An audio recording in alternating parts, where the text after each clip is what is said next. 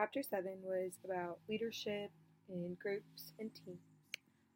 It talked about from a communication viewpoint that there are 5 essential elements of a small group.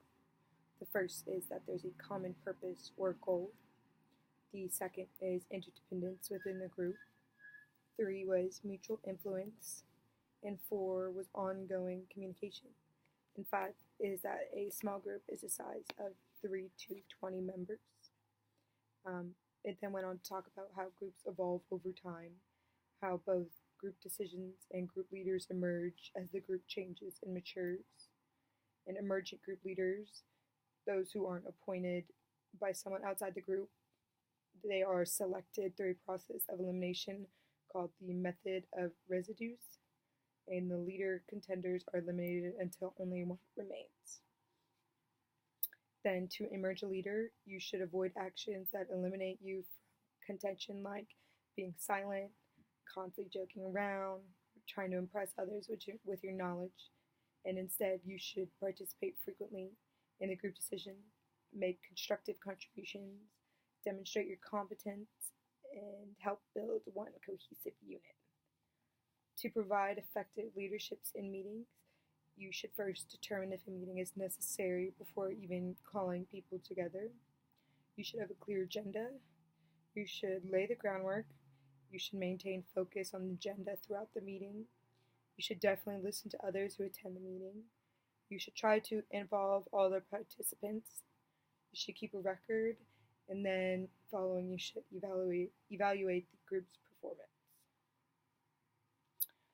Groups charged with making decisions are more likely to succeed when they use communication to fulfill key problem-solving functions, analysis of problem goal setting, identification of alternatives, and evaluation of solutions through the use of formats such as the standard agenda and the single question format.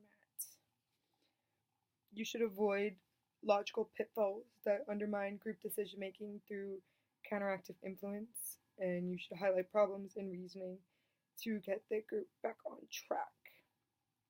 You should combat groupthink, which is the tendency to put cohesion above performance by soliciting input rather than pushing for your own choices. And you should encourage diverse opinions and constructive group thought patterns. You should always be alert of the danger of mismanaged agreement, which is the tendency for members to support in public what they oppose in private. Mismanaged agreement causes groups to make choices that undermine their goals, and to break the paradox, publicly challenge the direction of the group and encourage others to do likewise. A working group meets to share information and ideas, but members are judged on their individual efforts. In contrast, team members work together to produce a joint product, and the team as a whole is accountable for achieving its goal.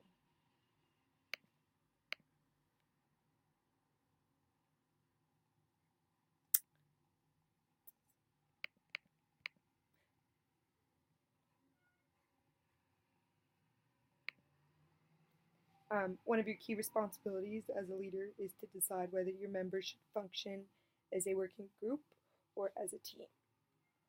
There are 8 characteristics essential to effective team performance.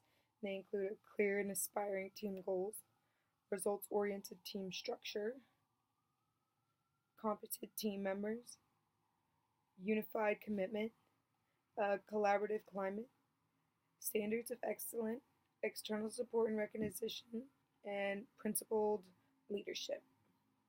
Project teams produce unique products while operating under time and budgetary constraints. Functioning as an effective project team leader means recognizing the multi-phase nature of the product management role. Acquire and apply the necessary skill set, which could be scope, time, cost, human resource, communication, quality, risk, interrogation, and adapt the communication patterns to the demands of the specific product.